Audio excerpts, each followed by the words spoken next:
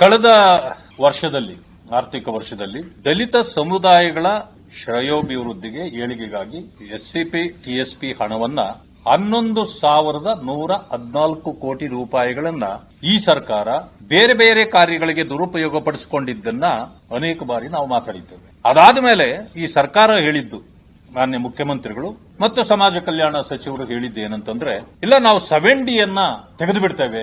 ತೆಗೆದಿರಲಿಲ್ಲ, ಅವರು ಸರ್ಕಾರ ಬಂದಾಗಲೇ ಹೇಳಿದ್ರು, ಅದರ ತೆಗೆದಿರಲಿಲ್ಲ.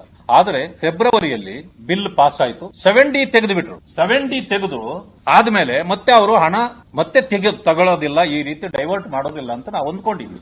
ಮತ್ತೇನೂ ಕೂಡ 14,282 ಕೋಟಿ ರೂಪಾಯಿಗಳನ್ನ ಸರ್ಕಾರ ತೆಗೆದಿದೆ. ಇದು ದಲಿತರ ಅಭಿವೃದ್ಧಿಗಾಗಿ ಇಟ್ಟಿರ್ತಕ್ಕಂಥ ಹಣ. ಬೇರೆ ಕಾರ್ಯಗಳಿಗೆ ಇದನ್ನು ಬಳಕೆ ಮಾಡಲಿಕ್ಕೆ ಬರೋದಿಲ್ಲ, ಮಾಡಕೂಡದು. ಆದ್ರೆ ಮುಖ್ಯಮಂತ್ರಿಗಳು ಹೇಳೋದೇನಂದ್ರೆ 70 ತೆಗೆದಿದ್ದೇವೆ, ಈಗ 7C ನಲ್ಲಿ ಹಣ ನಾವು ಗ್ಯಾರಂಟಿ ಇದಕ್ಕೆ ಕೊಡ್ತಾ ಇದ್ದೀವಿ ಅಂತ. ನೀವು ಲೂಟಿ ಮಾಡೋದಾದ್ರೆ ಹಿಂದಿನ ಭಾಗದಲ್ಲಿ ಮಾಡಿದ್ರೇನು, ಮುಂದಿನ ಭಾಗದಲ್ಲಿ ಮಾಡಿದ್ರೇನು? ಲೂಟಿನೇ ಅಲ್ವಾ? ಈ ಸರ್ಕಾರ ಲೂಟಿ ಸರ್ಕಾರ, ದಲಿತರ ಏಳ್ಗೆಯನ್ನ ಇದು ಸಹಿಸಲಾರದ ಕಾಂಗ್ರೆಸ್ ಸರ್ಕಾರ ಮತ್ತು ಕಾಂಗ್ರೆಸ್ನ ಮುಖ್ಯಮಂತ್ರಿಗಳು.